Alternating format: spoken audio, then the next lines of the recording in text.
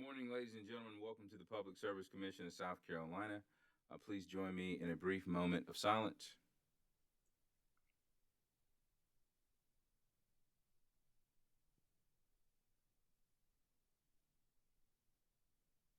Thank you very much. Attorney Besley. Wait a minute. Besley or Beasley? Besley. Besley. I'm sorry. Ladies and gentlemen, we have a new attorney that is presenting or helping us present the case this morning. We're very happy to have her on board with us. Attorney Sharon Besley. The floor is yours.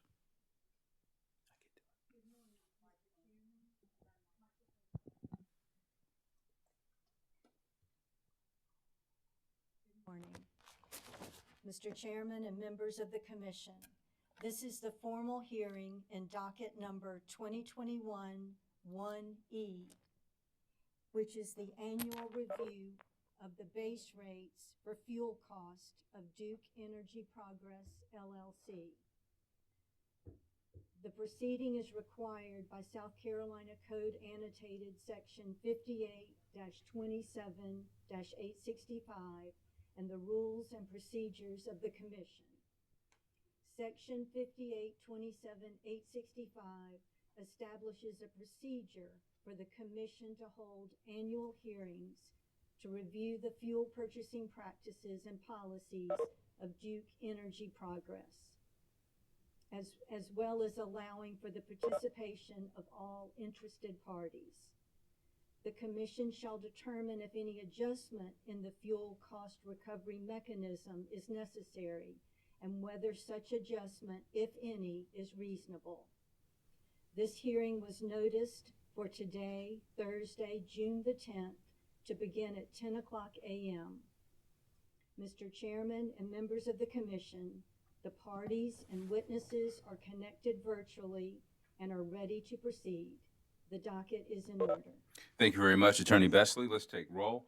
Present here in the commission room, we have Commissioner Caston, Commissioner Thomas, Commissioner Williams, Commissioner Powers, Vice Chair Belzer, and Chairman Williams. Joining us virtually, we have Commissioner Irvin. Would the parties please make an appearance? We'll start with Duke Energy Progress.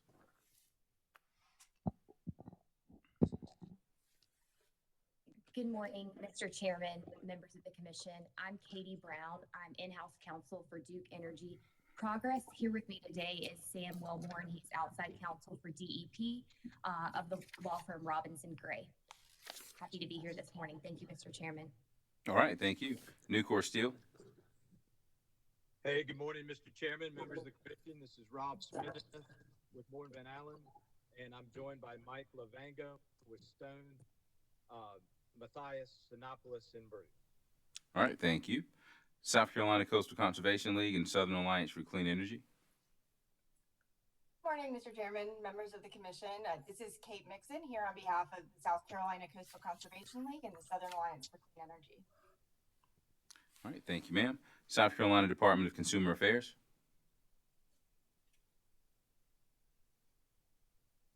All right, Office of Regulatory Staff.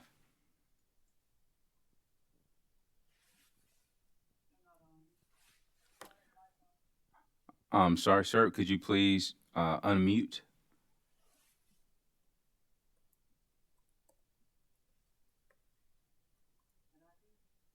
All right, we're having some technical difficulties. We cannot hear from ORS's counsel. Good morning, Mr. Chairman. This is Andrew Bateman with ORS. Can you hear me? Very faintly, but we can hear you. Yes, sir. Thank you, Mr. Chairman. I'll try to speak a bit into the microphone. Representing ORS this morning is myself, Andrew Bateman, along with counsel, Mr. Alex Knowles. Thank you, Mr. Chairman. All right, thank you, Attorney Bateman. All right, folks, do we have any preliminary issues we need to take up before we get started? Mr. Chairman, this is Rob Smith with Nucor. I'd respectfully ask the Chairman and Commission to be excused due to a military obligation today. I'm on annual training, and but pursuant to Rule 404I, which Mr. Lavanga is pro hoc, with your approval and excuse, it would allow for Mr. Lavanga to attend and continue with the hearing. Absolutely. The request is granted. You are excused. Enjoy AT. Yeah, thank you, Mr. Chairman. Y'all have a wonderful day. All right. Any more preliminary issues? Mr. Chairman, Alex Knowles for ORS. Yes, sir. The company, Nucor Steel, SACE, CCL, and ORS entered a stipulation that was filed with the Commission on June 7th. If the rates proposed in the stipulation are approved by the Commission, the average monthly bill for a residential customer on rate RES using 1,000 kilowatt hours would decrease from $119.68 to approximately $118.72, a net decrease of 96 cents. Mr. Chairman, ORS asks that the stipulation be marked for identification and entered into the record as the first hearing exhibit. All right. The stipulation will be marked as hearing exhibit 1 and entered into the record as hearing exhibit 1. Thank you, Mr. Chairman. ORS has no other preliminary matters. All right. Thank you, sir. Okay. If there's nothing else, company, please call your first witness. Thank you, Mr. Chairman, and good morning. This is Sam Wellborn for Duke Energy Progress. We would first call to the stand Mr. Kevin Houston. All right, Mr. Houston, would you please take the stand and pause to be sworn in by our court reporter?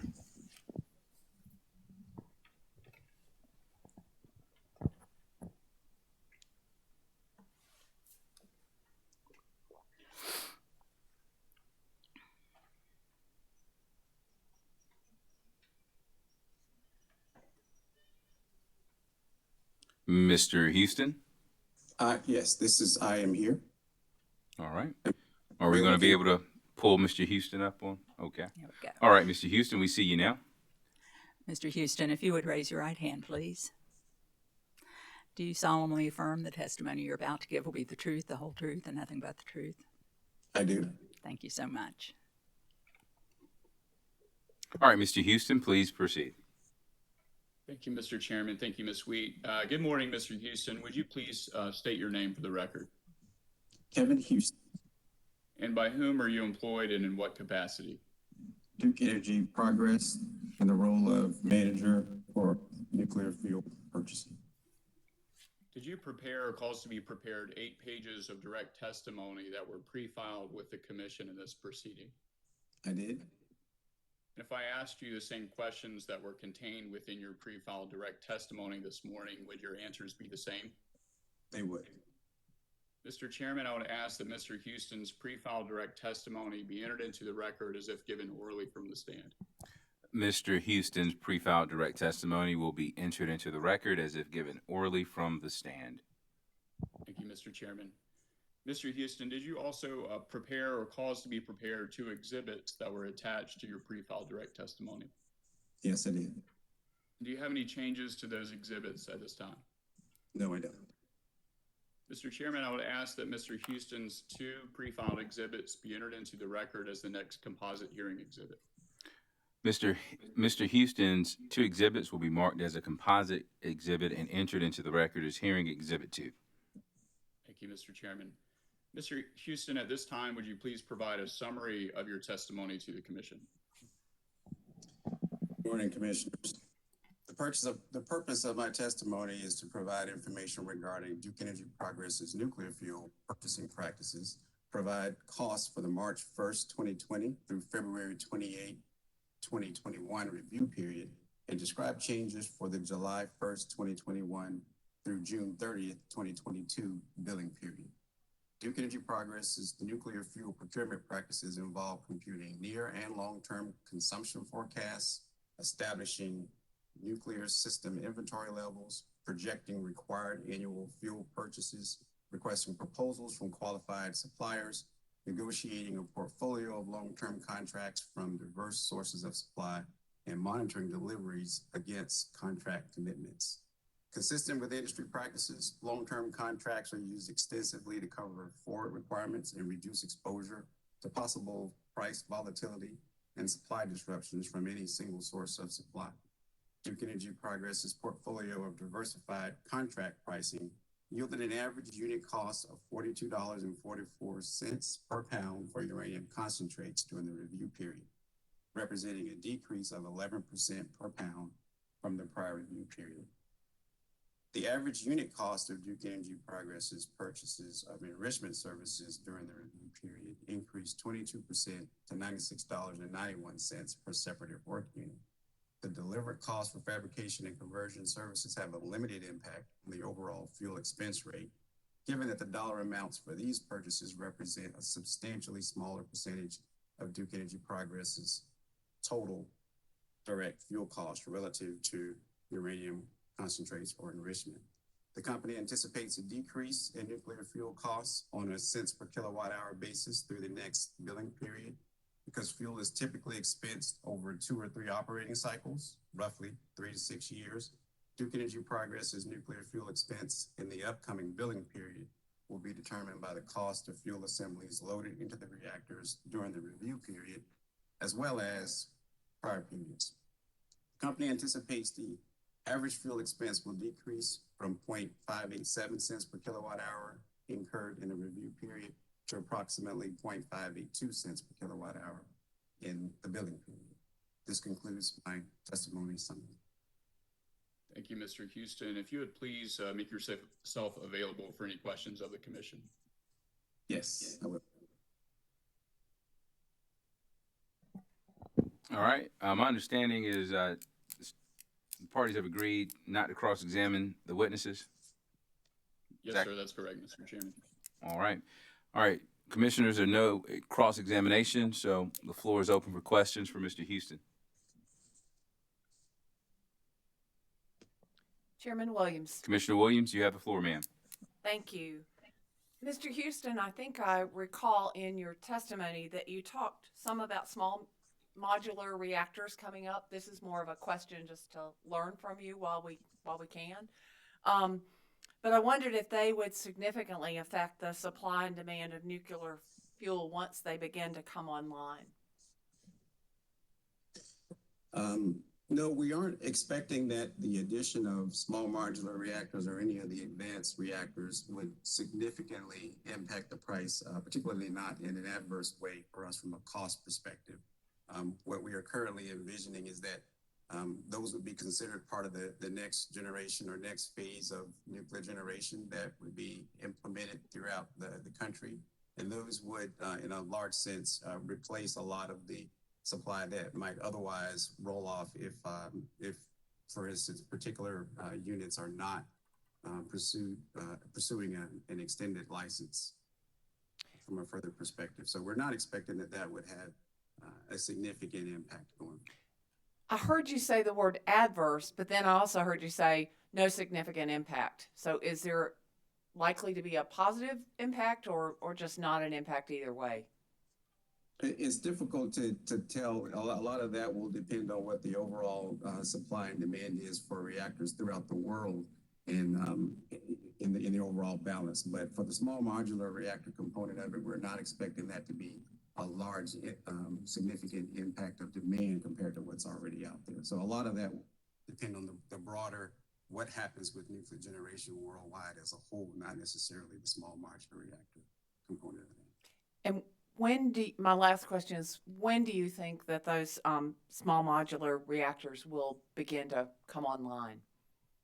It's very difficult to tell when that will be. I really couldn't speculate with any accuracy on that. It will depend a lot on the economics, and it will depend a lot on the overall government involvement for a lot of that activity. So that's really difficult to speculate on. Thank you, Mr. Houston. All right, any more questions? Commissioner Caston. Thank you very much. And I wanted to follow up on one of Carolee's questions. If I understood you correctly, you said, are you basically saying that you anticipate these small nuclear reactors simply replacing, I guess, existing older units? Is that why you're saying they probably should not or would not be a significant impact relative to, I guess, demand on nuclear fuel? That would be that would be a good assumption to make to describe it. If you look at the amount of generation out there throughout the world right now, that nuclear generation from reactors that are currently operating, there is substantial amount of those compared to small modular reactor. A lot of that will depend on the penetration and the number of small modular reactors that come out. But there are a lot of reactors that in the U.S. Have already shut down prematurely from what was initially expected in licensing. And we are seeing a build out, not necessarily in the U.S., but in China for new reactors coming on. So we think those are going to be the predominant, in the near foreseeable future, the predominant demand driver. Okay, so the growth or the development, and I may be reading too much into this, but the growth of the development of the small nuclear reactor market sounds to me to be probably more geared to simply replacing older units and not necessarily for growth of demand, or is that not the case? I think it will depend. Each generator or owner of one of the small modular assets will have their own business case and needs that drive, why they're building and the amount that they build to. And that may vary from utility to utility, generator to generator in the U.S. as well as internationally. So from my perspective, those are looked at as the next generation of reactors when we consider the cost effectiveness and cost of the traditional baseload reactors that are currently already being built and operated. So those are being looked at as the next phase for the most part. Thank you, Mr. Houston. And if I didn't want to take up more of your time and the rest of the folks, I'd really love to ask you about this nuclear fuel cycle. It's the coolest little thing, but I don't want to do that. Perhaps we can do that another time. I'd be happy to entertain any questions at any time, either here or later, either way it goes, Mr. Commissioner. Thank you very much. All right, any more questions for Mr. Houston? All right, any redirect for Mr. Houston? No, Mr. Chairman, thank you. All right, Mr. Houston, you may step down from the witness stand. Thank you for joining us today. Thank you all. Please call your next witness. Yes, sir. The company would next call Mr. Waldrop, Ben Waldrop, to the stand, please. Mr. Waldrop, please take the witness stand. Pause for a moment to be sworn in by our court reporter.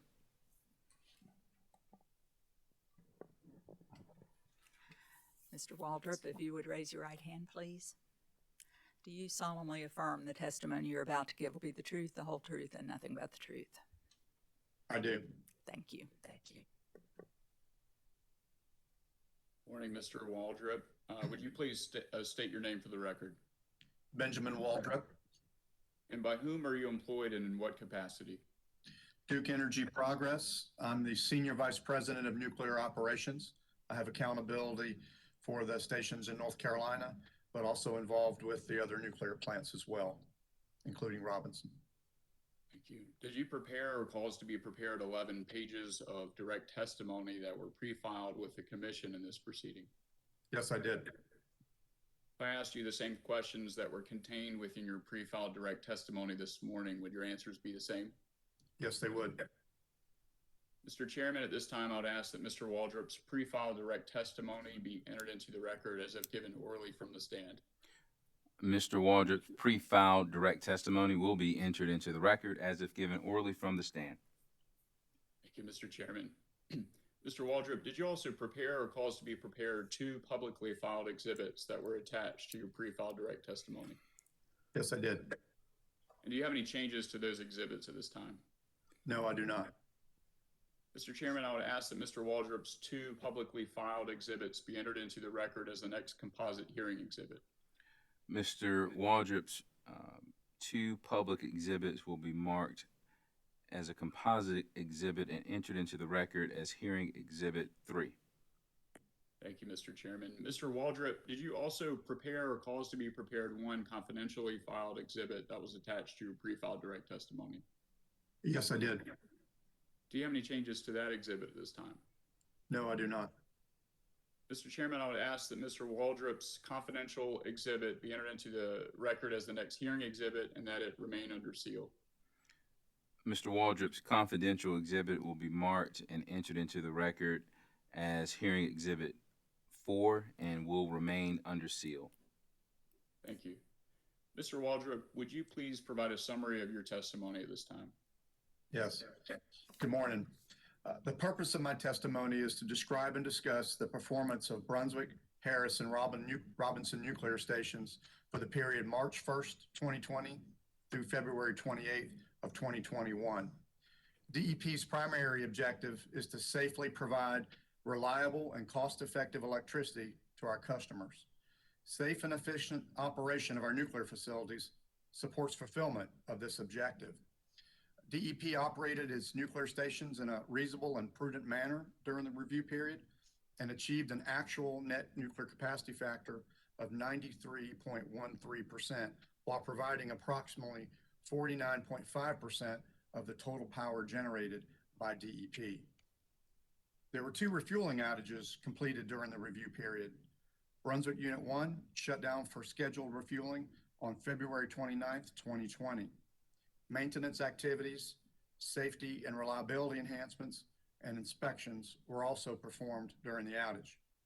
As the unit was preparing to exit the refueling outage, an emergent challenge with a safety relief valve pilot delayed restart. The unit returned to service on March 28th, 2020, 3 days beyond the scheduled allocation. Robinson was removed from service on November 7th, 2020 for a scheduled refueling outage. In addition to refueling, maintenance activities, safety and reliability enhancements, and inspections were also completed.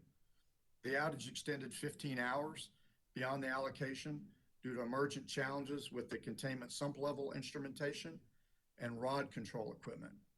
Robinson returned to service on December 9th, 2020. Other outages also occurred during the review period. Brunswick Unit 1 was offline for 28 days total, excluding refueling, during the review period due to a planned maintenance outage to replace a defective fuel bundle and an unplanned outage to identify and repair a ground on the main generator. Brunswick's Unit 2 generator was removed from service from the grid for just under 2 days total during the review period to make repairs to the unit's no-load disconnect switch phases. Harris was offline for 10.5 days total during the review period due to a sudden reduction in hydraulic turbine control system pressure during planned maintenance due to erroneous vendor guidance, a dropped control rod during testing, and a non-segregated electrical bus failure. As I previously stated, the company achieved an actual net nuclear capacity factor of 93.13% during the review period.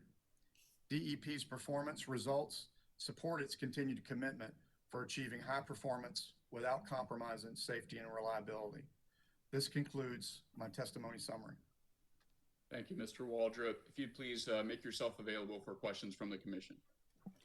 Commissioner questions for Mr. Waldrop. Commissioner Thomas. Thank you, Mr. Chairman, and thank you, Mr. Waldrop. I want to talk just a little bit about the Brunswick Unit 1, the forced outage back in August of 2020 that lasted 18 days.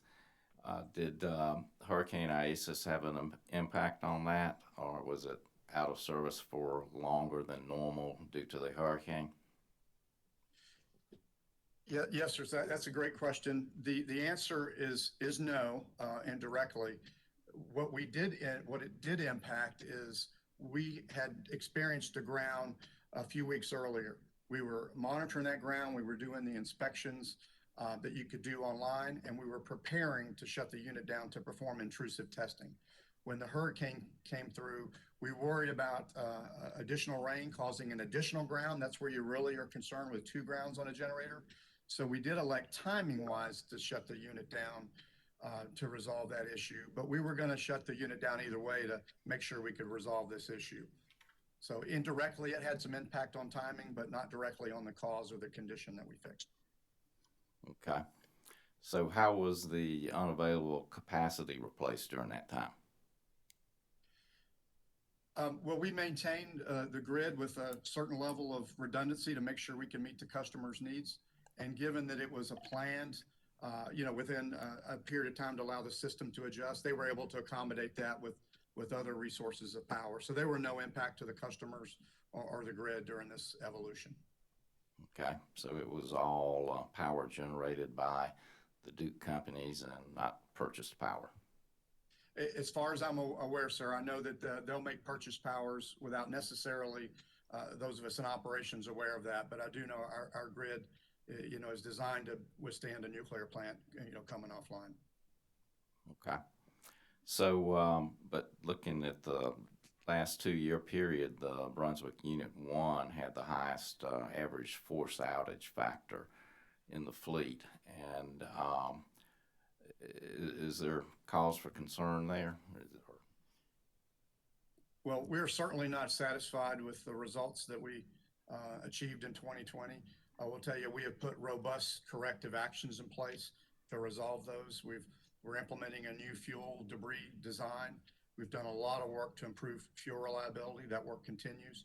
And on the generator ground, this was a through rod that we had to repair that involved intrusive maintenance. I would tell you that we've got a lot of focus on equipment liability at Brunswick. We've got the full support of the company. We've made a lot of improvements, including with the generator ground. We're making those same improvements on the other unit even. One of the things we do is where we have an issue, we make sure we solve it not just for one Brunswick unit, but for both, as well as we'll run that through the whole fleet to make sure we don't have the same problem. So I agree with your assessment, and we're working on it to improve reliability.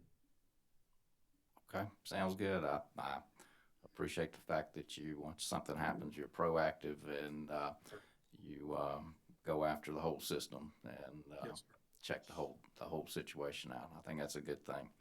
Yes, thank you for answering the questions. That's all I have at this time. Mr. Chairman. Vice Chair Belzer. Thank you. Good morning, Mr. Waldrop.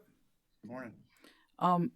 You've referenced in your pre-file testimony and in your testimony today, you've referenced a ground. Can you explain that to me? I'm not an engineer. Yes, ma'am. So a ground is, my wife just had one on the microwave the other day when she plugged it in. It's when you have an electrical current that it gets where it's not supposed to be. So similar, if you have a landscape light and you cut it accidentally with a set of clippers, that creates a ground.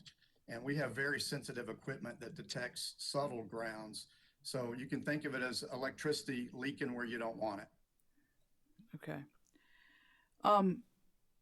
Where is Brunswick located? Is that the one near Wilmington? Yes, ma'am. It's in Southport, North Carolina. Okay, Southport. That makes that, I recall that.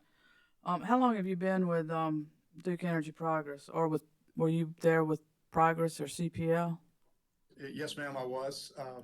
I joined Progress, well, actually co-op starting in 1983 at Robinson plant. So I co-opted in college at Robinson. I then worked for a number of years at FP&L, but I started in 1999 at the Harris plant. So Okay. It's been, gosh, that's gone by really fast, but it's been 22 years now almost. So probably you wouldn't recall those days back in the late 80s and 90s when there were numerous issues in the fuel proceedings regarding the plant there in Southport. Are you familiar with any of that? I'm familiar vaguely with a lot of it since I was the plant manager and the site vice president there, and certainly much later than that. But knowing the history of a plant is part of what you get when you start. So I'm familiar with a lot of the challenges that they had there. And there have been a lot of improvements over the years. Would you agree with that? Yes, ma'am. And I mean, these outages don't seem to anywhere be close to the number or duration of the outages there previously, but is there cause for concern with some of these? No, ma'am. I'm confident that the fixes we're putting in place are fixes to last. When you look at the work we're doing with the fuel with the work we're doing in the electrical system, the pump refurbishments. There's a tremendous amount of work going on at Brunswick right now to maintain the equipment the way it needs to be, and we're getting full company support to be able to make those upgrades. And I'm challenged on it regularly by my bosses to make sure that that trend continues. And you mentioned also that when you identify issues, for instance, at one unit, y'all is it company policy? Is it NERC requirements that you go and run those issues at other plants to make sure they're not existing there as well? Yes, ma'am. It's driven from our corrective action program, as we call it. That is a condition required or a program required by regulation. But what we really put a lot of emphasis on is making sure we fully understand the cause, and then extent of condition is part of that. But the way we integrate that as a fleet, that's driven by our corrective action program. And we have a lot of follow-up and a lot of checks to make sure we implement things fleet-wide. And that's just not from an equipment standpoint. We do that for human performance issues, for new changes that might be happening with respect to regulations. If you look at COVID, for example, we were on the phone call, every day at 4:30, we were talking with standard criteria and observations for what we were doing for COVID. So we try to really act as one, as a fleet. And part of that is, how we learn from the industry as well. So it's not just learning from ourselves, it's how we learn from the industry too. We place a lot of emphasis on that. And I think that is something unique about nuclear. We're all one big nuclear family when you look out across the country. And I want to talk to you a little bit about shutting the plant down or the unit down and bringing it back up. That's just not flipping a switch and turning it off and then turning it back on. Can you explain a little bit to me about the timing, how that works? Sure. So depending on whether it's a planned shutdown or an automatic shutdown, it's different. If you have an automatic shutdown, your rods go in right away. A planned shutdown, you take more time to do that. You carefully control your temperature bands. You want to make sure you cool down in a certain time frame. You do that for both types of outages. That takes a lot of time to get the system cool and de-energized. So you have to let all the heat and steam out so individuals can work on it. The timing does depend on what you have to work on. For example, if you have a fuel leak, well, now you have to cool the entire reactor coolant system down, get it all the way cooled down, and then you have to go take the 50 or 60 bolts off the reactor head that each weigh a couple thousand pounds to disassemble the reactor head to get in there and replace fuel after you flood up the equivalent of a large swimming pool. So if you're if you're doing a scheduled fuel replacement, how long does it take you to cool it down or get it where you can work on it? Approximately. It's typically about 2.5, 3 days. Okay. And then when you finish that fuel reloading and reloading the assemblies, what does it take to check it? How long to check it out? And then once you start it back up, bring it back up to power? Yeah, so generally 3 to 5 days, depending on where you're at in terms of required testing frequencies and periodicities. There's a number of safety system checks that get performed, and as well as hydrostatic leak checks and things that get performed. So 3 to 5 days is a good estimate. So when you have a estimated timeline of your scheduled outage for safe refueling, how much of that schedule is bringing down and bringing back up? 10 days? It's probably a little less than that. But that's a pretty good estimate. I would say 6 to 9, somewhere in there. Okay. All right. Thank you very much. I appreciate your testimony this morning. Thank you. Commissioner Powers. Thank you, Mr. Chairman. Mr. Waldrop, I'm very familiar with the area you're talking about in eastern North Carolina. Sir. And there's in recent years been a lot of flooding problems when we have storms there.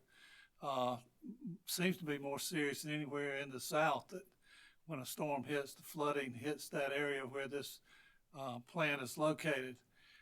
What sort of precautions or what sort of concerns does the flooding that seems to occur over and over and over there have as far as your facilities that are in the eastern part of the state? Sure, that's a good question. So a couple of things there. When I think about flooding, you think about equipment and people and logistics. And from an equipment standpoint, from our low-lying areas, we have sump pumps, we have storm doors, we have berms. All those are required to be inspected. So from a flood protection standpoint, that's one of our design features, from a plant equipment standpoint. Now, when you think about people, we do sequester people at the plant early so they can be there for 2 shifts. We'll have bunks set up where they can sleep to make sure as the storm passes, we're able to have the staff that we need to respond. We have had an outage that went an extended period of time and actually worked with Walmart to open up to get additional supplies and underwear and things like that for employees, and our local community there at Southport rallied to help us. But I do think it's something we do have robust plans for that, as well as we work with the federal authorities to make sure they're prepared to help us deliver any supplies we might need that are we may not have had at the time. So it is something that we think about a lot and prepare for. Has it in the past itself caused any of your outages or shutdowns? No, sir. Okay, thank you very much. Any more questions for this witness? Chairman Mr. Williams. Chairman. Oh, go ahead. Commissioner Irvin? Thank you, sir. Thank you, Mr. Chair. Mr. Waldrop, how are you this morning? Good, thank you. Great. Wanted to ask you if the company is making plans to ask the Nuclear Regulatory Commission to reauthorize or extend the useful life of these plants. Is that a part of the long-term plan? Yes, sir. We announced in 2019 our intent to renew the licenses at all of our nuclear plants. Coney being the oldest, it's up for, it's our largest, not our oldest, but it's our largest. And the company will file notification to this commission when that, we call it SLR or subsequent license renewal process is complete. When you look at what our CEO has discussed, nuclear is a required part of our carbon footprint goals that we have going forward. So as soon as that process is complete, we'll let this commission know. Very good. And I know that we have some charts in the testimony and evidence, but how far out can you predict with any reliability what the fuel costs for the nuclear plants may be? And do you see a trend line? Do you think they're going to be relatively stable, or do you anticipate incremental cost increases for fuel? Yeah, I'll tell you, Commissioner, what I do with that question is I pick up my phone and I call Kevin Houston, who was just before. He's the expert on that, and we get regular updates on that, but I would defer to him to give you the expert testimony on that. But it is something that we monitor very, very closely and have senior level discussions on. Thank you, sir. Okay. No further questions. All right, sir. Commissioner Caston. Just one brief thing. I noticed in I think ORS's Exhibit BSB-1, the Brunswick unit average net capacity was 84.36%. Less than the capacity factor. And I know you've answered multiple questions on this. Why is this? Is this primarily because of the forced outages or? Yes, sir. It's a combination of the refueling outage added to it, primarily the generator ground outage that we talked about, and also the fuel replacement outages. Those were atypical for us to have outages of that duration, but when you add those up, that's what produced that one unit's capacity factor to be lower. And I think I heard you say, I'm probably paraphrasing, but I heard you say something like the Duke companies basically put a lot of emphasis on cause, correction, and follow-up. Yes. Yes, sir. And I think that's very admirable. Appreciate it. Thank you, Mr. Waldrop. Thank you, sir. Chairman Williams. Commissioner Williams, you have the floor, ma'am. Thank you. Mr. Waldrop, you're a popular man. Thank you for being here. When I was reading your testimony, I noted something about Brunswick Unit 1, April of 2020, and a failed fuel event that was still being evaluated. And I wondered, given the timing of this submittal, whether that had been resolved and there was new information on the diagnosis for that problem.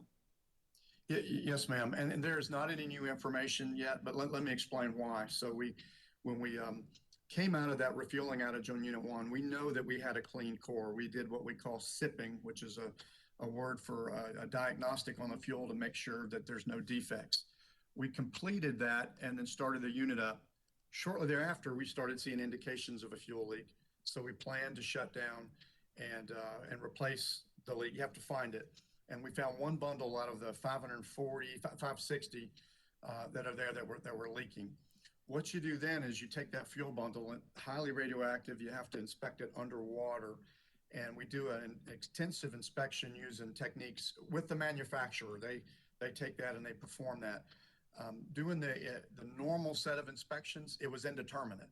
So when it's indeterminate, it's potentially a manufacturing issue. It's potentially a foreign material issue, and we're not able to distinguish it. So the root cause is still open right now while we determine the cost and feasibility of working with the manufacturer to develop a unproven technology to go inspect to see if we can determine if we can further figure out the cause of this. So again, it's not a proven technique. We'll have to decide, do we work with the vendor to kind of co-fund development of this technique? But while we're doing that, I need to address both. So we've done extensive foreign material inspections, cleaning in the vessel and in other systems. And also we're transitioning to a even more debris resistant fuel design. And, as you guys probably know, at least I live with it, boiling water reactors are different in terms of their susceptibility to fuel issues. There's over half of the boiling water reactors that in the recent past are dealing with some type of fuel leak. So you have to solve this doing both. So that's the reason, ma'am, that root cause is not completed yet. And as soon as it is complete, we've committed to share that with ORS. Thank you very much. I appreciate it.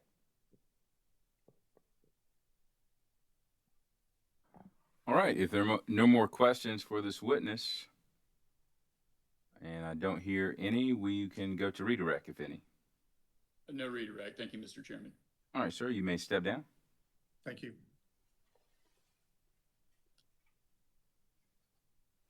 Please call your next witness.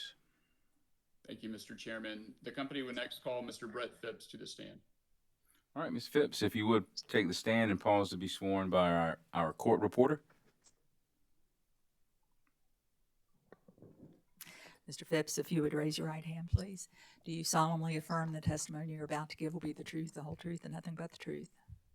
I do. Thank you. Thank you.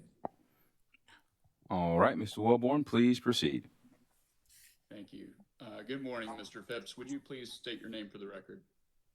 Yes, my name is Brett Phipps. And by whom are you employed and in what capacity? I'm employed by Duke Energy. I am the Managing Director of Fuel Procurement. Did you prepare or cause to be prepared 9 pages of direct testimony that were pre-filed with the commission in this proceeding? Yes, I did. If I asked you the same questions that were contained within your pre-filed direct testimony this morning, would your answers be the same? Yes, they would. Mr. Chairman, I would ask that Mr. Phipps' pre-filed direct testimony be entered into the record as if given orally from the stand. Mr. Phipps' pre-filed direct testimony will be entered into the record as if given orally from the stand. Thank you, Mr. Chairman. Mr. Phipps, did you also prepare or cause to be prepared 2 exhibits that were attached to your pre-filed direct testimony? Yes, I did. And do you have any changes to those exhibits at this time? No, I do not. Mr. Chairman, I would ask that Mr. Phipps' 2 pre-filed exhibits be entered into the record as the next composite hearing exhibit. Mr. Phipps' 2 exhibits will be marked as a composite exhibit and entered into the record as hearing exhibit number 5. Thank you. Mr. Phipps, at this time, would you please provide a summary of your testimony? Yes, I will. Good morning. The purpose of my testimony is to provide fossil fuel costs for the period March 1st, 2020 through February 28th, 2021, and to describe projected changes forthcoming for the period of July 1st, 2021 through June 30th, 2022. DEP's average delivered cost of coal per ton for the review period was $96.35 per ton, compared to $85.85 per ton in the prior review period, representing an increase of approximately 12%. This includes an average transportation cost of $39.38 per ton in the review period, compared to $31.03 per ton in the prior review period, representing an increase of approximately 27%. The cost of delivered coal also includes $12.5 million in costs associated with the mitigation of coal contract obligations related to the COVID-19 load losses. The company's average cost of gas purchase for the review period was $3.72 per million MBTU as compared to $3.80 per million MBTU in the prior review period, representing a decrease of 2%. The cost of gas includes gas supply, transportation, storage, and financial hedging. DEP's coal burn for the review period was 3.4 million tons compared to a coal burn of 3.8 million tons in the prior review period, representing a decrease of 11%. The company consumed approximately 158.7 million MBTU of natural gas in the review period compared to 166.6 million MBTU in the prior review period, representing a decrease of 5%. As a result of load reduction from the COVID-19 pandemic, extremely low natural gas prices, and mild winter weather, the company experienced a significant shift in generation from coal to natural gas. The COVID-19 pandemic had an unprecedented and unanticipated impact on forecasted spring and summer load in 2020, which in turn reduced coal demand and required inventory mitigation beyond the company's typical no-cost mitigation measure. Influenced by the operational realities from the pandemic, DEP burned significantly less coal than anticipated, and customers benefited from greater utilization of lower-cost natural gas.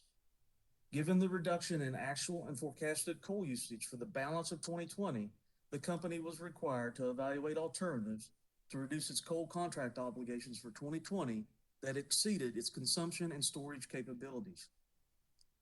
The company exercised and exhausted its right to flex down contractual obligations, defer tons, and optimize off-site storage opportunities at no additional cost to the customer in order to address the excess coal due to the significant declines in demand related to the COVID-19 related shutdowns.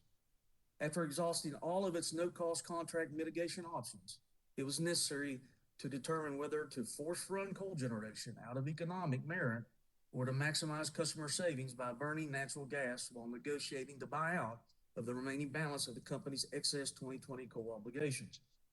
The company determined through its production cost analysis that pursuing contractual buyouts would result in a projected customer savings of approximately $22 million as compared with forced running coal generation. And this is the course of action the company implemented.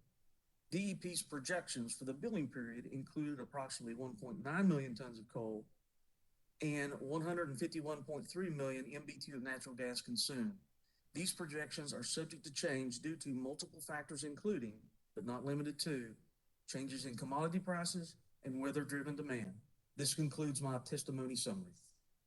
Thank you, Mr. Phipps. If you'd please answer any questions of the commission at this time. Yes. Questions for this witness? Commissioner Powers. Thank you, Mr. Chairman. And thank you, Mr. Phipps. I'm reading some of your testimony. There was some language there about the EPA proposed, imposed, and stayed regulations.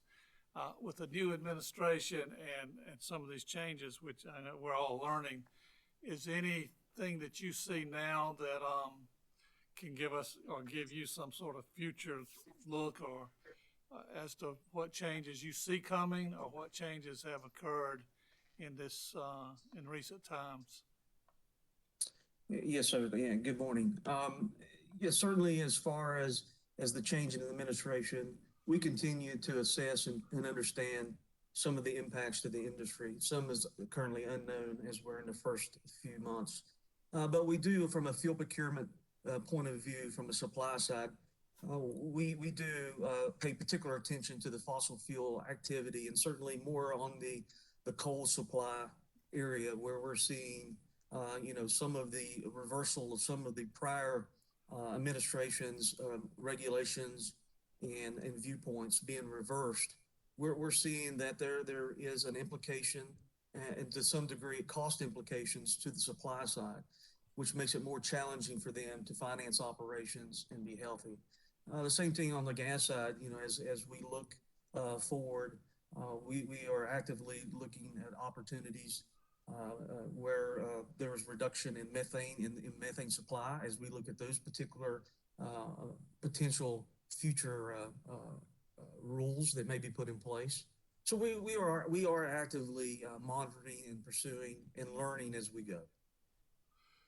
What effect do you think this big change in policy will have on ratepayers? Well, I will certainly say that I'm not the expert here today as far as it is related to how changes or impacts the rates. But I will tell you that we will, as the company, will comply with those new regulations, and we'll do it in a prudent, responsible manner for the customer in the community. Okay. Thank you very much. Thank you, Mr. Chairman. Thank you. Absolutely, sir. Any more questions for this witness? Commissioner Williams? Thank you. Good to meet you, Mr. Phipps. And thank you. You generally mentioned in your testimony the impact of the cancellation of the Atlantic Coast Pipeline, limiting the company's access to low-cost natural gas resources. I'm wanting you to just elaborate on that, and I wonder if there's a specific way that that's impacting your fuel costs now, or if that's a future impact that you're alluding to. Certainly, with the cancellation of the Atlantic Coast Pipeline, one of the benefits that we saw was it was a direct tap in, if you will, if I may use the word, into the Marcellus Shale area. It's called the Dominion South pricing area, and that allowed the company to go to a pricing point that traded or priced at a discount to the Henry Hub.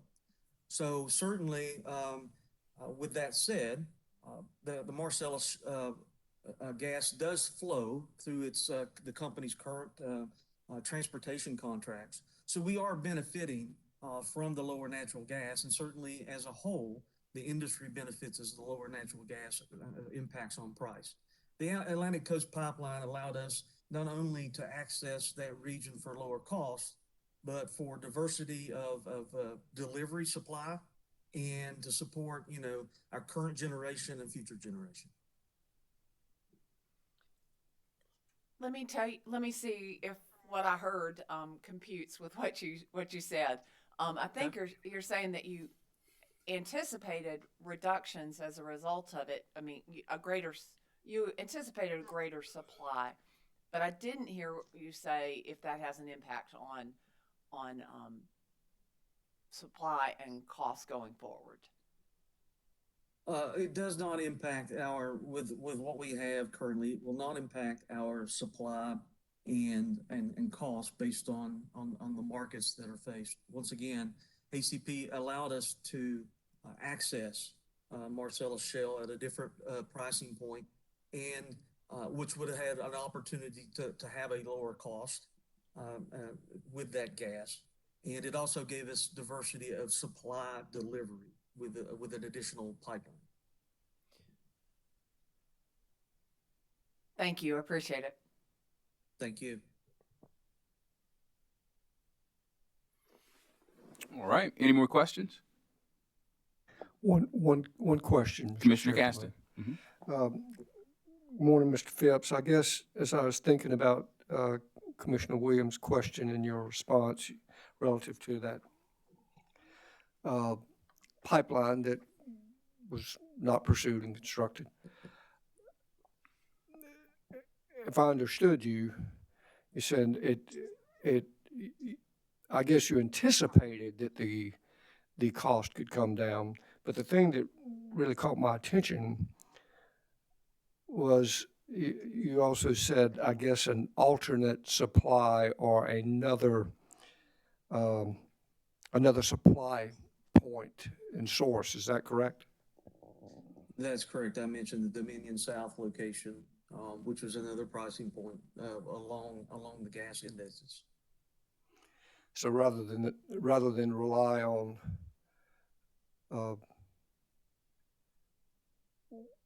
one supply or one point of entry or two or whatever. Yeah, you would have more than one pricing point, and in addition, you'd have more than one pipeline delivering gas to the Carolinas. So do you think from I guess, I don't know if I would say security, but it seems prudent to me to have not all your supply eggs in one basket, not only energy sources, but sources or ways to receive your fuel. Is that true or false? That is true. I would agree with that statement. So do you see any plans to try to resurrect another pipeline?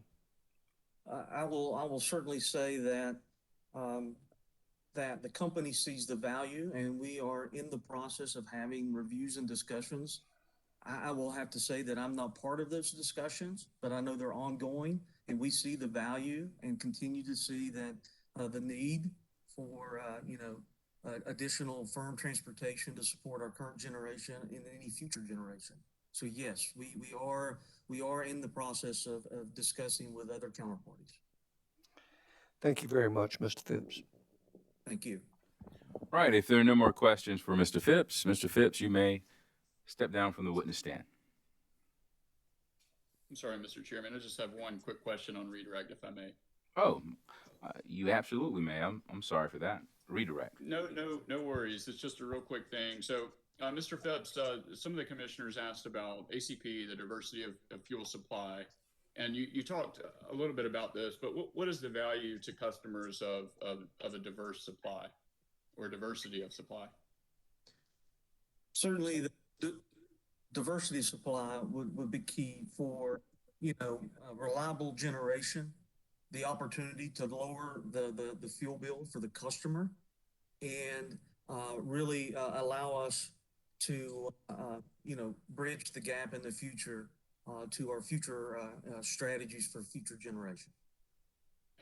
Thank you, Mr. Chairman. That's all I have. All right, Mr. Phipps, you may step down, sir. Thank you.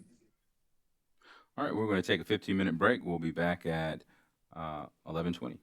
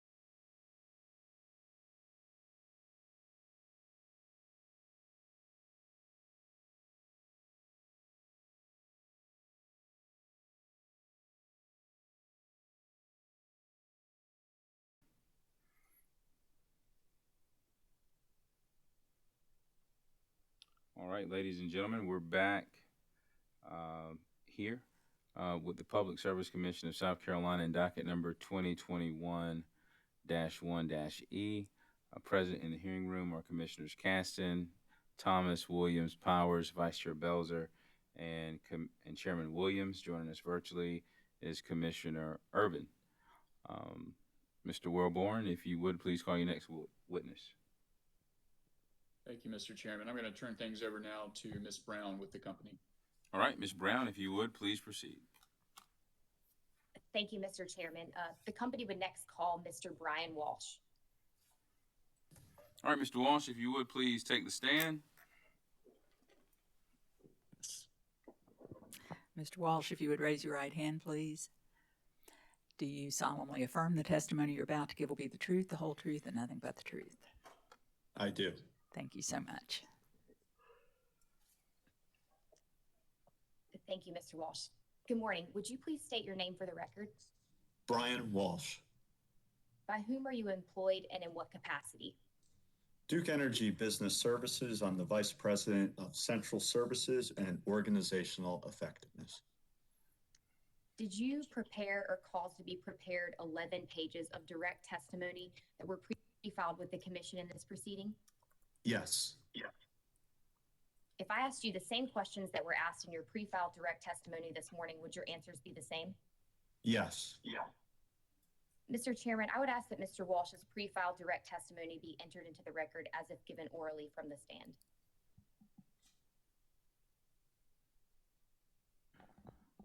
Mr. Walsh's pre-filed direct testimony will be entered into the record as if given orally from the stand. Thank you, Mr. Chairman.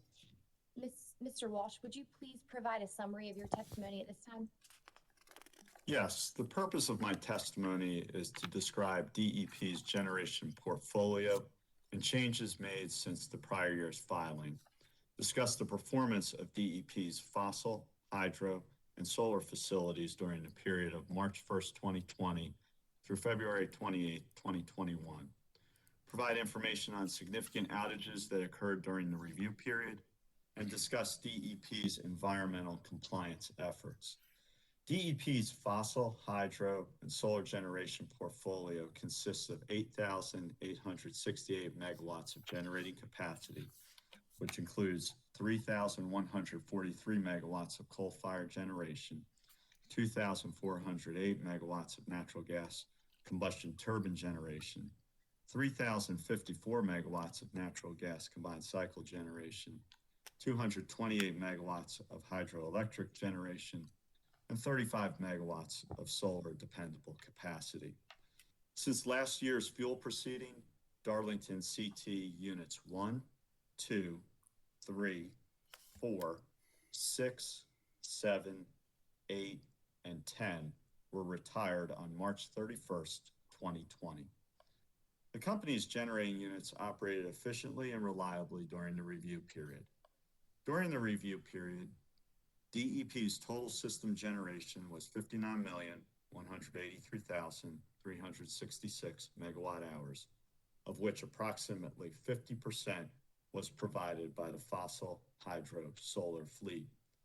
The breakdown includes a 36% contribution from gas facilities, 13% contribution from coal-fired stations, 2% contribution from hydro facilities, and 0.4% from solar facilities. DEP has installed pollution control equipment in order to meet various current reduction requirements for NOx and SO2 emissions. The type and quantity of emission-reducing chemical varies depending on generation output, the chemical constituents in the fuel burned, and/or the level of emissions reduction required. The goal is to efficiently comply with emissions reductions or emissions regulations and provide the optimal total cost operating solution. DEP will continue to leverage new technologies and chemicals to meet present and future emissions requirements. This concludes my direct testimony summary. Thank you, Mr. Walsh. If you would, please make yourself available for questions from the commission. All right, questions for Mr. Walsh? All right, hearing none, Mr. Walsh, you may step down from the stand.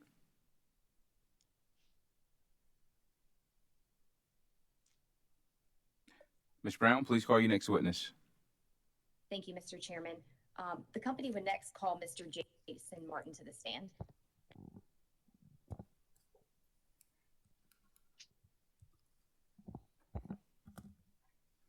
All right, Mr. Martin, please take the stand and pause to be sworn by our court reporter. Mr. Martin, if you would raise your right hand, please. Do you solemnly affirm the testimony you're about to give will be the truth, the whole truth, and nothing but the truth? I do. Thank you. Mr. Martin, would you please state your name for the record? Yes, Jason D. Martin, By whom are you employed and in what capacity? Duke Energy Progress, and I'm the Director of Distributed Energy Technology, Strategy, and Policy for the company. Did you prepare or cause to be prepared 13 pages of direct testimony that were pre-filed with the commission in this proceeding? Yes. Do you have any corrections or changes to your pre-filed direct testimony? Yes, on page 4, line 6 of my pre-filed direct testimony, I stated the company anticipates incurring DERP incremental and avoided cost totaling $1,853,685 for the estimated period. Instead, I should have stated that the value for the estimated period was $1,764,598. So I would like to change the $1,853,685 figure to $1,764,598. Thank you, Mr. Martin. Do you have any other changes or corrections to your pre-filed direct testimony? No. Mr. Chairman, I would ask that Mr. Martin's pre-filed direct testimony be entered into the record as if given orally from the stand, subject to the correction Mr. Martin just provided. Mr. Martin's corrected pre-filed direct testimony will be entered into the record as if given orally from the stand. Thank you, Mr. Chairman. Mr. Martin, did you also prepare or cause to be prepared one exhibit that was attached to your pre-filed direct testimony and was amended on June 8th, 2021? Yes. Do you have any changes to that amended exhibit at this time? No, I do not. Mr. Chairman, I would ask that Mr. Martin's pre-filed exhibit as amended on June 8th, 2021 be entered into the record as a next hearing exhibit. Mr. Martin's amended exhibit will be entered into the record as hearing exhibit 6.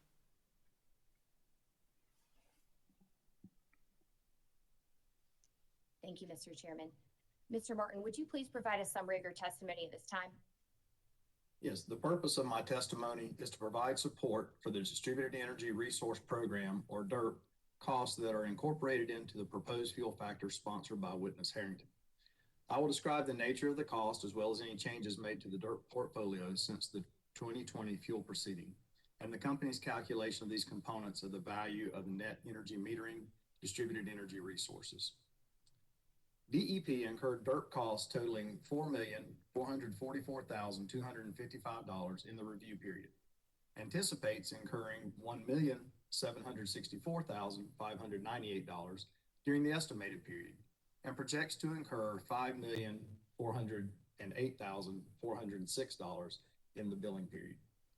These costs represent the avoided and incremental costs associated with the company's approved DERP offerings, including purchase power agreements executed to fulfill the company's utility scale solar goals under Act 236, distributed energy resource net energy metering incentive, solar rebate program, carrying costs on deferred solar rebate amounts, shared solar program, NEM avoided capacity cost, NEM meter cost, and general and administrative expenses, including incremental labor cost as a direct result of DERP, the IT and billing enhancements, and other administrative costs associated with delivering these new programs to customers.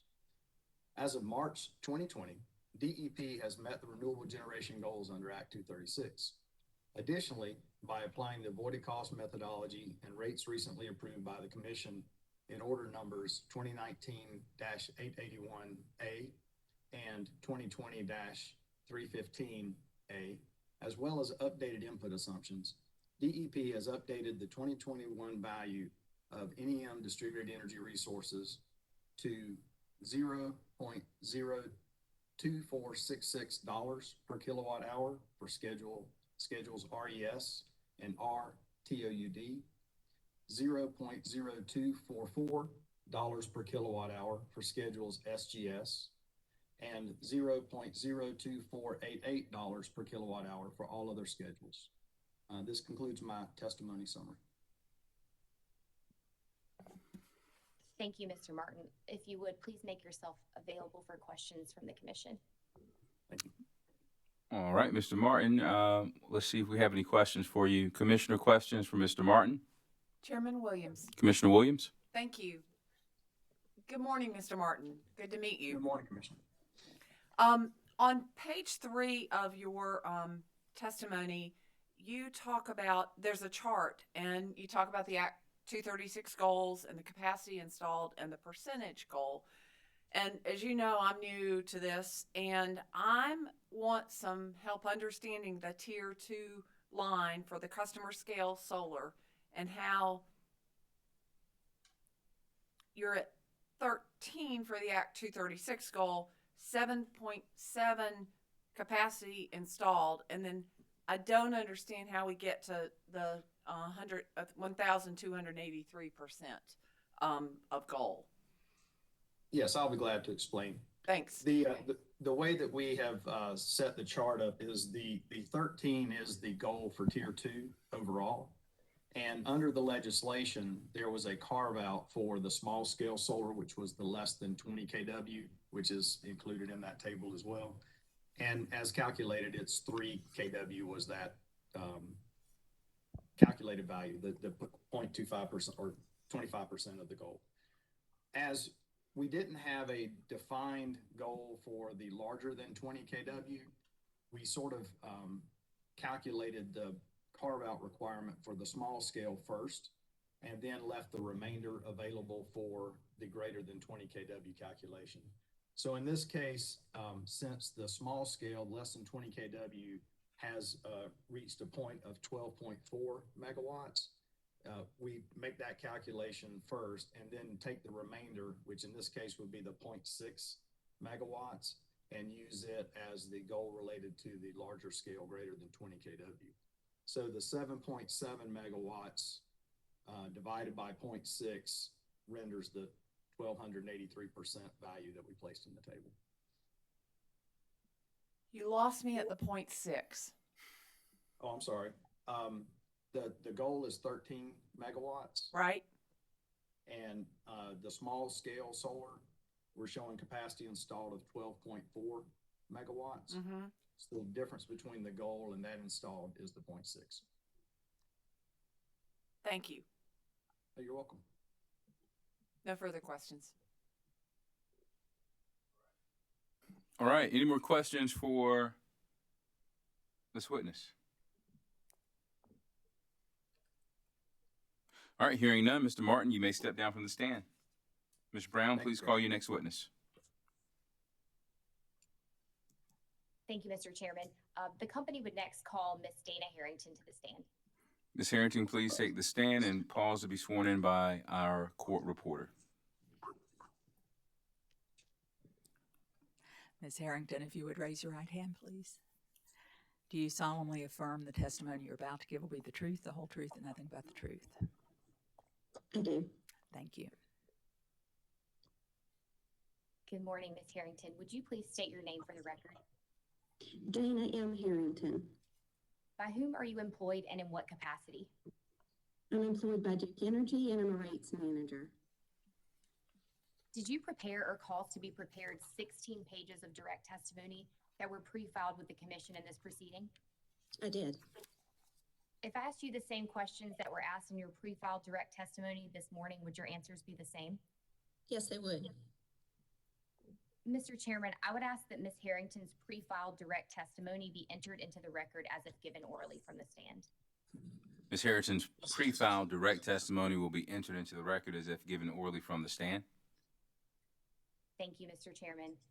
Ms. Harrington, did you also prepare or cause to be prepared 14 exhibits that were attached to your pre-filed direct testimony? Yes, I did.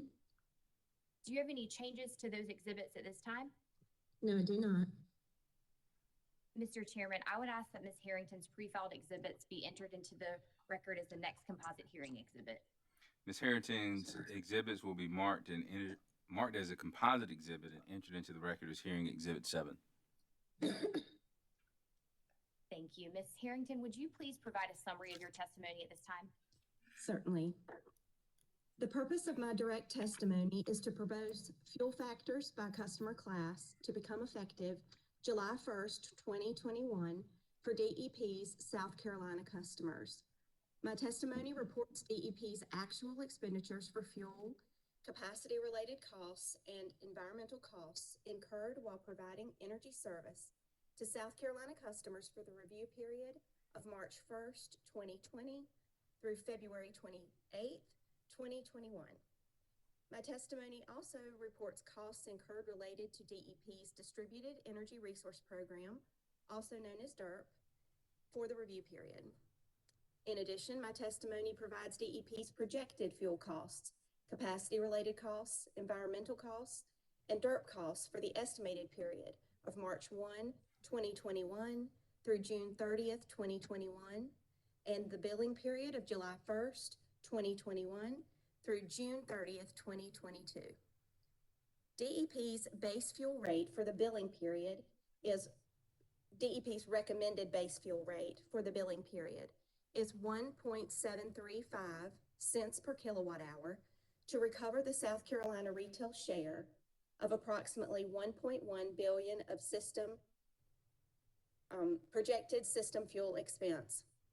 The anticipated deferred base fuel balance at June 30, 2021 is an under collection of approximately 9.3 million.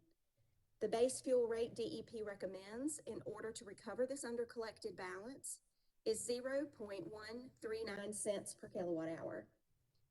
Projected environmental and capacity related costs allocated to the South Carolina retail jurisdiction during the billing period are 1 million and 21.1 million respectively. The anticipated deferred environmental balance at June 30th, 2021 is an over collection of approximately 484,000. And the anticipated capacity related under collection at June 30th, 2021 is approximately 5.5 million. Environmental and capacity related costs are allocated to residential, general service non-demand, and general service demand rate classes based on the firm coincident peak of the prior calendar year. The combined proposed environmental and capacity related cost factors by customer class are 0.470 cents per kilowatt hour for residential, 0.595 cents per kilowatt hour for general service non-demand, and $1.61 per kW for general service demand. DERP avoided costs allocated to South Carolina retail customer classes based on the firm coincident peak of the prior calendar year are projected to be approximately 150,000 for the billing period.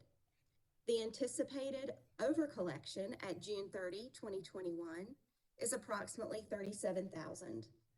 The proposed DERP avoided cost rates are 0.003 cents per kilowatt hour for residential customers, 0.004 cents per kilowatt hour for general service non-demand customers, and 1 cent per kW for general service demand customers. The company's DERP incremental costs, which are allocated 100% to South Carolina retail customers, are projected to be approximately 4 million for the billing period. DERP incremental costs were approximately 3.3 million during the review period, and the anticipated under-recovered balance at June 30, 2021 is approximately 275,000. DEP allocates DERP incremental costs to residential, commercial, and industrial rate customer classes based on the firm coincident peak of each class during the prior calendar year. The proposed monthly DERP per account charges are $1 for residential customers, $3.53 for commercial customers, and $100 for industrial customers. These DERP incremental rates include gross receipts tax and regulatory fees. The residential and industrial customer classes have reached the per account cost caps established in Act 236. The company's review period fuel costs, capacity related costs, environmental costs, and DERP costs are considered reasonable and reflected DEP's continuing efforts to maintain reliable service and comply with state-sanctioned renewable energy initiatives in an efficient manner, thereby minimizing the cost of providing service to DEP's South Carolina retail customers. The impact of rates set forth in my direct testimony for an average residential customer using 1,000 kilowatt hours per month is a decrease of 96 cents per month, or 0.9%. The decrease anticipated in the average monthly bill for lighting customers is 0.1%. The increase anticipated in the average monthly bill for general service non-demand customers is 1.5%. And the increase anticipated in the average monthly bill for general service demand customers is 1%. This concludes the summary of my testimony. Thank you, Ms. Harrington. If you would, please make yourself available for questions from the commission. Certainly. All right. Questions for Ms. Harrington? Mr. Chairman. Vice Chair Belzer. Good morning, Ms. Harrington. How are you? I'm doing well. How are you? I'm fine. I don't mean to be picky here, but is the decrease for residential customers 96 or 97? Because you said 96, it's 97 in your testimony. It's 97 before the tax impact. The 96 is consistent with the ORS statement this morning. Okay, thank you very much.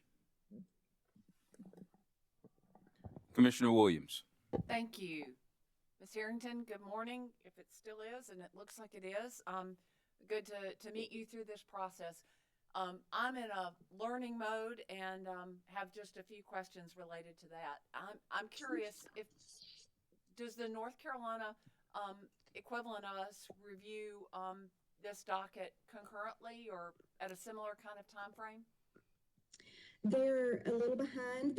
Their review period is 1 month later, so their 12 months shifts 1 month, but they're a couple months out. We'll actually file testimony, direct testimony, to start the process next week in North Carolina. But it is the same information. Oh, no, you're saying for a different time period. A different time, yes, a different time period, and also the fuel clauses are a little different. There are certain specifics that are allowed through fuel in South Carolina that are not allowed through fuel in North Carolina, and vice versa, but they're not the majority of the bulk of the information. The bulk of the information is consistent. Okay, thank you. And generally, how has COVID impacted the costs that you have shared with us? Increase, decrease? I wouldn't say there's a direct connection to the costs, because our nuclear fuel, our nuclear fleet is the most efficient, cost-efficient form of generation for us to supply, and none of our nuclear outages were impacted by COVID. Mm-hmm. So I would not say COVID directly impacted the costs being presented in our actual period. Other than the load went down, load in general went down. So of course we burned less, and we did not get into the more expensive units of generation, producing generation. But other than that, the costs themselves, the baseline by which, all the costs are being incurred didn't change based on COVID, if the cost explicitly, if that makes sense. Mm-hmm. Mm-hmm. Thank you. And this is, again, just a general wanting to learn kind of question. How does the company communicate these changes up or down with customers? The range of customers from residential to commercial? That's a good question. I'm not in communications, but I do provide data to communications. So we do have news releases, key messages, a lot of news releases in general. Now, how far down the line that goes as far as local papers or specifics in territories, I'm not familiar, but I do supply all these data points. Obviously, we have the public filing. So the public filing is news always. And any customer can look at the same information that's being, filed publicly with the commission. Thank you. Appreciate it. Thank you. All right, any more questions for Ms. Harrington? All right, Ms. Harrington, thank you for your testimony today. You may step down. Thank you so much. All right, Ms. Brown, please call your next witness. Mr. Chairman, Ms. Harrington was our last witness. Oh, okay. That concludes our case.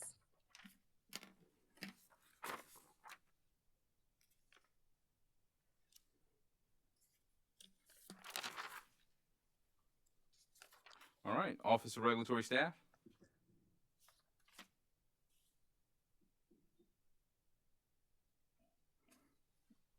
Mr. Knowles, we cannot hear you, sir. I'm sorry about that, Mr. Chairman. How about now? We have you loud and clear. Thank you. ORS calls its first witness, Mr. Anthony Brasino. Mr. Brasino, please take the stand and wait to be sworn in by our court reporter.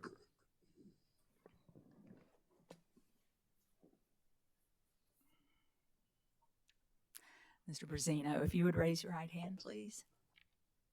Do you solemnly affirm the testimony you're about to give will be the truth, the whole truth, and nothing but the truth? I do. Thank you so much. Good morning, Mr. Brasino. Good morning. Would you please state your full name and occupation? My name is Anthony Brasino. I work for the South Carolina Office of Regulatory Staff as an audit manager. Are you the same Anthony DiBrasino who pre-filed 18 pages of direct testimony in this case on May 25th, 2021? I am. Do you have any changes, edits, or corrections to your pre-filed testimony? I do not. If I asked you the same questions today as those posed in your pre-filed testimony, would your answers be the same? Yes, they would. And Mr. Brasino, did you also prepare 9 exhibits marked Audit Exhibit ADB 1 through Audit Exhibit ADB 9, which were filed along with your pre-filed direct testimony? Yes, I did. Do you have any changes, edits, or corrections to those exhibits? I do not. Mr. Chairman, ORS asks that the pre-filed direct testimony of Anthony Brasino be entered into the record of this case as if given orally from the stand, and that Mr. Brasino's audit exhibits ADB 1 through ADB 9 be marked as a composite hearing exhibit and entered into the record as the next hearing exhibit. Mr. Brasino's pre-filed direct testimony will be entered into the record as if given orally from the stand. Mr. Brasino's exhibits ADB 1 through 9 will be marked as a composite exhibit and entered into the record as hearing exhibit 8. Thank you. Thank you. Mr. Brasino, did you prepare a summary of your direct testimony? Yes, I did. Would you please share that with the commission? Sure. Good morning. I think it's still good morning. It's 11:51. Mr. Chairman and members of the commission, the purpose of my direct testimony is to explain the scope of ORS's examination of Duke Energy Progress's books and records as they pertain to the company's operation of the fuel adjustment clause in the current filing, and to present the results of ORS's examination. ORS examined and verified the monthly over and under recovery calculations and balances as recorded by the company for the 12-month review period that ended February 2021. My direct testimony also explains the 9 exhibits that I sponsored for this hearing detailing those calculations. Based on ORS's review, ORS agrees with the balances and the adjustments as put forth by the company for the 12-month review period that ended February 2021. This concludes my summary. Thank you, Mr. Brasino. Mr. Chairman, Mr. Brasino is available for questions from the commission. All right, questions from Mr. Brasino. Vice Chair Belzer? Thank you. Good morning, Mr. Brasino. Good morning, ma'am. Mr. Brasino, which of the ORS witnesses would discuss whether ORS made a reasonable determination on expenditures? Is that audit or is that somebody from utilities? And That would be the Energy Operations Group, either Mr. Seaman or Mr. Bickley. Okay. Mr. Bickley was more on the maintenance side, so I would believe your answer would come from Mr. Seaman. Well, I want to know about the coal buyouts, the coal contract buyouts. Who would that be? I did review those specific transactions and verify the costs, but those would have been reviewed by Mr. Seaman. Okay, so what you're telling me is you've just verified the numbers were accounted for through the accounting Correctly, yes, process. ma'am. Okay, thank you very much. Is that all, Vice Chair Belzer? All right. Any more questions for Mr. Brazino? Any redirect? No, Mr. Chairman, thank you. Mr. Chairman, ORS would ask that Mr. Brasino be excused.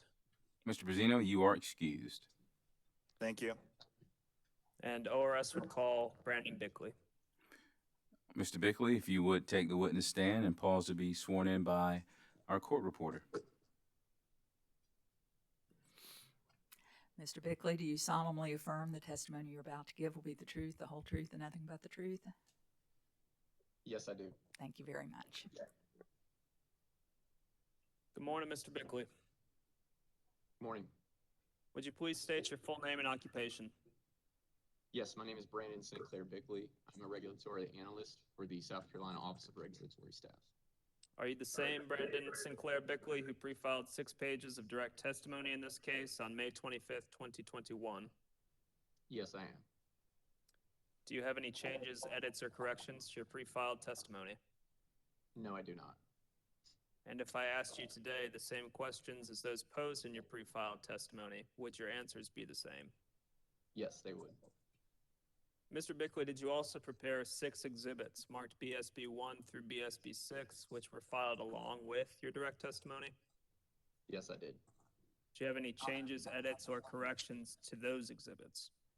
No, I do not. Mr. Chairman, ORS asks that the pre-filed direct testimony of Mr. Bickley be entered into the record in this case as if given orally from the stand. And ORS asks that Mr. Bickley's exhibits BSB 1 through BSB 6 be marked as a composite hearing exhibit and entered into the record as the next hearing exhibit. Mr. Bickley's pre-filed direct testimony will be entered into the record as if given orally from the stand. And Mr. Bickley's exhibits BSB 1 through 6 will be marked and entered into the record as a composite exhibit and as hearing exhibit 9. Thank you, Mr. Chairman. Mr. Bickley, did you prepare a summary of your direct testimony? Yes, I did. And could you please provide that to the commission? Absolutely. I guess I'll call it morning. Good morning, Chairman and members of the commission. The purpose of my direct testimony is to set forth ORS's recommendations resulting from ORS's examination and review of Duke Energy Progress's power plant operations used in the generation of electricity to meet the company's retail customer requirements during the review period. In preparation for this proceeding, ORS examined various fuel and performance documents related to the company's electric generation and power plant outage and maintenance activities. ORS analyzed the company's monthly fuel reports, including power plant performance data, heat rate data, unit outages, and generation statistics. ORS also monitored electric generation statistics through industry and governmental publications. ORS attended via virtual participation the Nuclear Regulatory Commission's 2020 annual assessment meetings for the Sharon Harris, Brunswick, and Robinson nuclear plants. Additionally, ORS met virtually with company personnel from various departments to discuss and review the company's electric generation, power plant outages, and maintenance activities. Based on ORS's review of the company's operation of its generation facilities during the actual period of March 2020 through February 2021, ORS determined that the company made reasonable efforts to maximize unit availability and minimize fuel costs. ORS found the company's plant outages to be reasonable based on ORS's review of the outage data from the actual period, forecasted outage data from docket number 2020-1-E, historical outage data from previous annual fuel proceedings, and industry experience. ORS also found the company's maintenance schedules and projected performance data for its power plants for the estimated period of March 2021 through June 2021 and the forecasted period of July 2021 through June 2022 to be reasonable. This concludes my summary. Thank you, Mr. Bickley. Mr. Chairman, Mr. Bickley is available for questions from the commission. All right. Commissioner Thomas. Thank you, Mr. Chairman, and thank you, Mr. Bickley. Mr. Waltrip with Duke spent some time talking about the Brunswick Unit Number 1 and the outages there. And given that the average net capacity factor was 84.36%, does ORS have any concerns specific to that unit? Good morning, Commissioner, and thank you for the question. With regards to the Brunswick outages and how they relate to the capacity factor, no, RS does not have a concern. As part of my review, not only did I look at the data provided for this review period, but I also compared it to prior fuel proceedings. If you look at some of the past fuel proceedings, you'll see an oscillation of capacity factor and availability factor and forced outage factor. And we don't see a negative trend, so at this time, RS does not have concern. Okay, thank you. That's all I have. Any more questions for Mr. Bickley? Mr. Chairman. Vice Chair Belzer. Good morning, Mr. Bickley. Good morning, Commissioner. I just don't want to miss an opportunity here. Do you have any knowledge on the buyout on the coal contracts? I'm sorry, Commissioner, I don't. Okay. But and I'm not trying to throw him under the bus, but Michael Seaman Wynn does. I think he just did.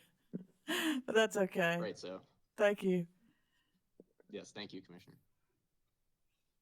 Any more questions for Mr. Bickley? All right, Mr. Bickley.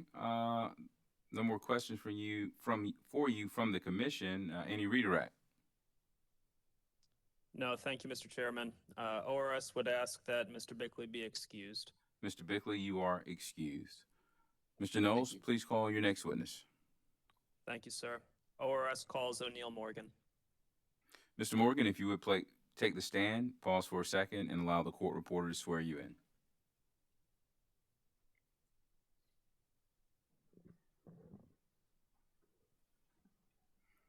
Mr. Morgan, if you would raise your right hand, please. Do you solemnly affirm the testimony you're about to give will be the truth, the whole truth, and nothing but the truth? Yes. Thank you. Mr. Knowles, Good morning, please Mr. proceed. Morgan. Thank you, Mr. Chairman. Mr. Morgan, would you please state your full name and occupation?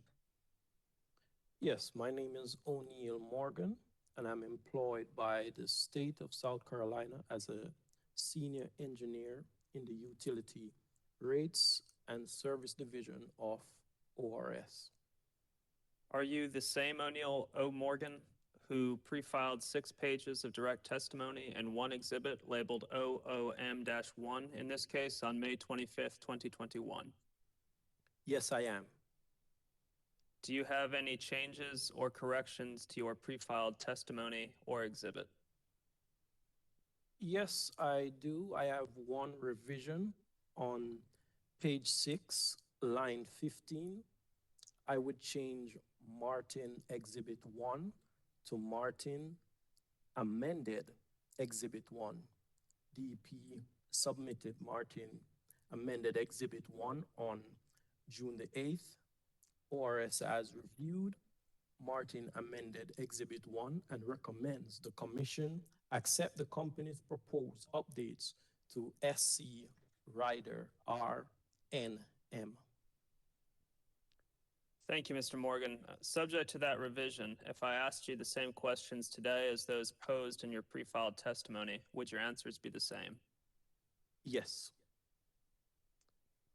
Mr. Chairman, ORS asks that the pre-filed direct testimony of O'Neill Morgan, subject to the 1 revision from the stand, be entered into the record of this case as if given orally from the stand, and that Mr. Morgan's Exhibit OOM-1 be marked and entered into the record as the next hearing exhibit. All right, Mr. Morgan's pre-filed direct testimony will be entered into the record as if given orally from the stand, and Mr. Morgan's exhibit OOM-1 will be marked and entered into the record as hearing Exhibit 10.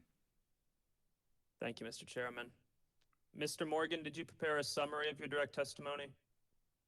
Yes, I did. And would you please share that with the commission? Okay. Good afternoon, Mr. Chairman and members of the commission. The purpose of my testimony is to present ORS's evaluation of the company's distributed energy resource program expenses from March 2020 to June 2022, including the updates to the value of net energy metering program distributed energy resources.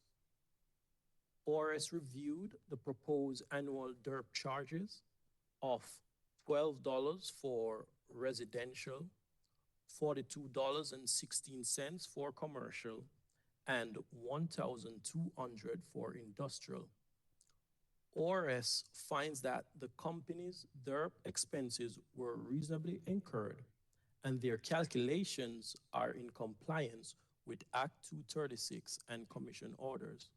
In addition, ORS finds that the company updated the value of NEM distributed energy resources in accordance with Commission Order 2015-194. This concludes my summary. Thank you, Mr. Morgan. Mr. Chairman, Mr. Morgan is available for questions from the commission. All right. Commissioners, questions for Mr. Morgan? All right, hearing none, Mr. Morgan, you may be excused. Thank you. Mr. Knowles, please call your next witness. Mr. Chairman, ORS calls Michael Seaman Wynn. Mr. Seaman, when would you please take the witness stand? Pause to be sworn in by our court reporter. If you would raise your right hand, please. Do you solemnly affirm the testimony you're about to give will be the truth, the whole truth, and nothing but the truth? I do. Thank you very much. Good afternoon, Mr. Seaman Wynn. Good afternoon. Would you please state your name and occupation? My name is Michael Seaman Wynn. I am the Deputy Director of Energy Operations for the Office of Regulatory Staff. Are you the same Michael L. Seaman Wynn who pre-filed 7 pages of direct testimony in this case on May 25th, 2021? Yes, I am. Do you have any changes, edits, or corrections to your pre-filed testimony? No, I do not. If I asked you the same questions today as those posed in your pre-filed testimony, would your answers be the same? Yes, they would. Mr. Seaman Wynn, did you also file 5 exhibits along with your direct testimony, marked as Exhibit MSH-1 through MSH-5? Yes. And do you have any changes, edits, or corrections to those exhibits? No, I do not.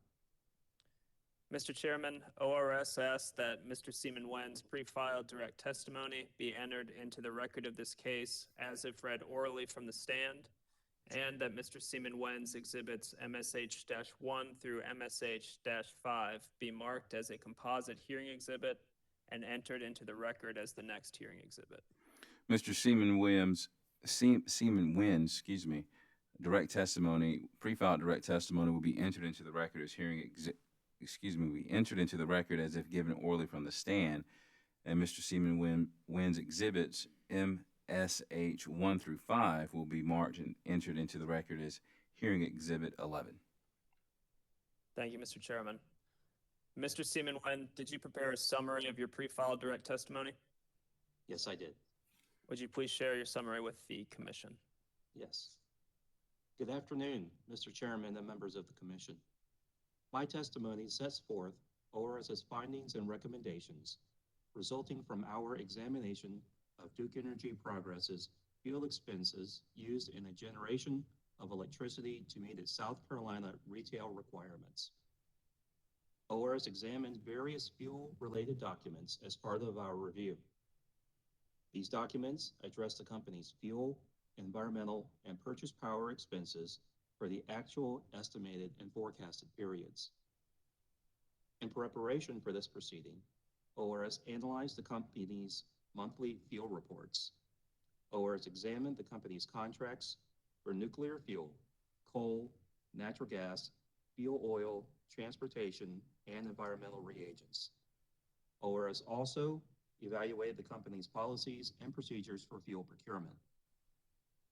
ORS met with company personnel on multiple occasions, representing a variety of areas of expertise to discuss and review the company's fossil and nuclear fuel procurement, fuel transportation, environmental costs and compliance procedures, forecasting, and general company policies and procedures regarding fuel procurement.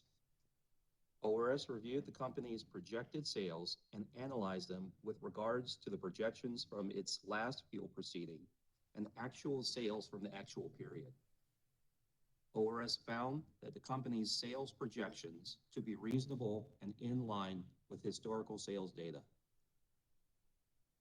ORS reviewed the company's forecasted costs for nuclear fuel, coal, natural gas, fuel oil, transportation, and environmental reagents for the estimated and forecasted periods.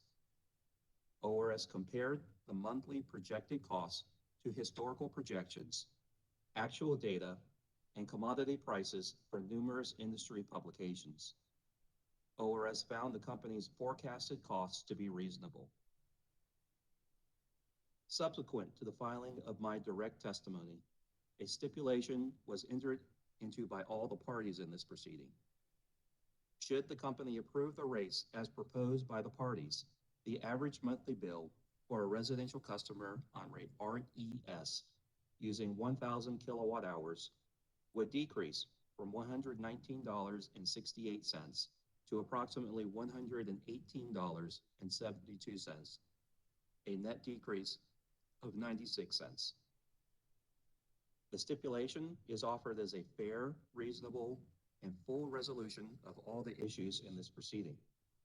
Further, ORS believes the stipulation is in the public interest of South Carolina and respectfully requests that the Commission approve the stipulation as presented. This concludes my summary.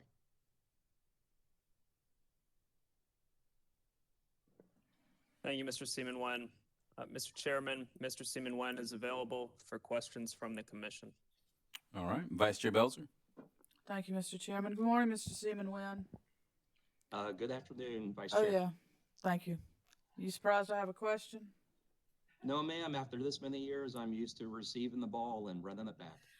Mr. Seaman-Wen, did you, in your work related to this docket, review the coal contract buyout totaling about $22 million, I think? Yes, ma'am. We certainly did. We reviewed the company's reasoning for having to use those provisions in its coal contracts for buyouts. We discussed the matter with the company and we reviewed the calculations that the company had regarding the $22 million. We have concluded that the company did act reasonably. They have used those provisions in their contracts to the best interest of the South Carolina ratepayers and have taken every reasonable step to minimize their fuel costs regarding these coal contracts, and as well as the other areas in fuel procurement. And in that analysis, ORS did ORS conclude that the buyout was less impact for the ratepayer than had the coal been delivered and burned? Yes, ma'am. Okay. In your direct testimony, you had recommended that the company provide certain fuel-related forecasting data, and my question is that covered in the stipulation? I think when I read the stipulation, it seemed to be covered on page 9 and then subsection or a numbered paragraph 3. Does that cover what you were asking for in your testimony? Yes, ma'am, it does. Okay. Thank you very much. Appreciate your testimony this afternoon. Thank you. Thank you, Mr. Chairman. Any more questions for Mr. Seaman-Wen? Chairman Williams. Commissioner Caston. I guess it's afternoon now, but good afternoon, Mr. Seaman Hunn. Good afternoon, Commissioner.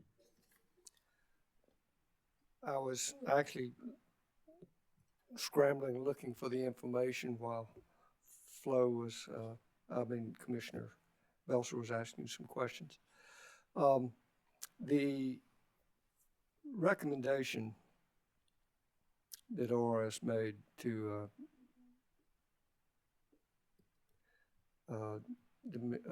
Duke Energy Progress to provide fuel-related forecast data during each of the 3 quarters in between the fuel proceedings. How will this assist ORS and the commission making decisions? Commissioner, I would say that this will provide additional information throughout the year, not just to the commission and to ORS, but to other parties as well. Specifically, I'm thinking about Nucor Steel, which has as you know, is one of the company's largest South Carolina customers, with significant operations in the state and a large budget, which includes a large amount of energy. This reporting will allow the commission and ORS, as well as the other parties, including Nucor, to get a feel for or be able to see how the company's fuel rates, forecasted fuel rates, or projected fuel rates for the next fuel hearing, what those numbers could be, provide an updated forecast to allow for budgeting, to allow for, specifically for Nucor to be able to budget, to allow for ORS to raise questions throughout the year should we see a forecasted rate to increase or decrease beyond what expectations could be, to address those prior to the next annual fuel hearing with the company sometime during the year. And of course, it provides the commission with information on what to potentially expect in next year's annual fuel proceeding. Okay. Were there any discussions between ORS and Duke relative to this prior to the testimony?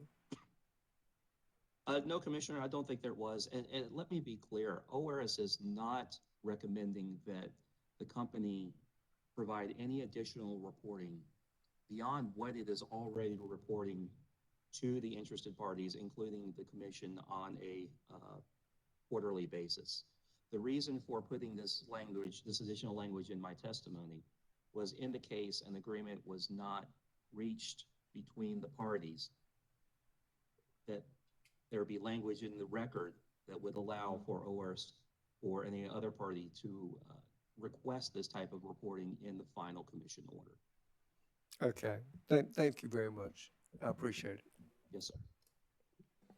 Any more questions for this witness?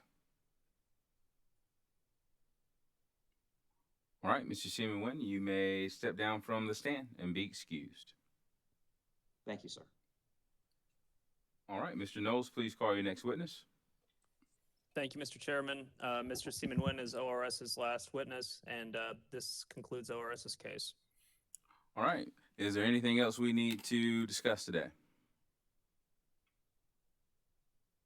Nothing additional for ORS, Mr. Chairman. All right. Nothing further from the company. Nothing from the company. All right. What about the interveners?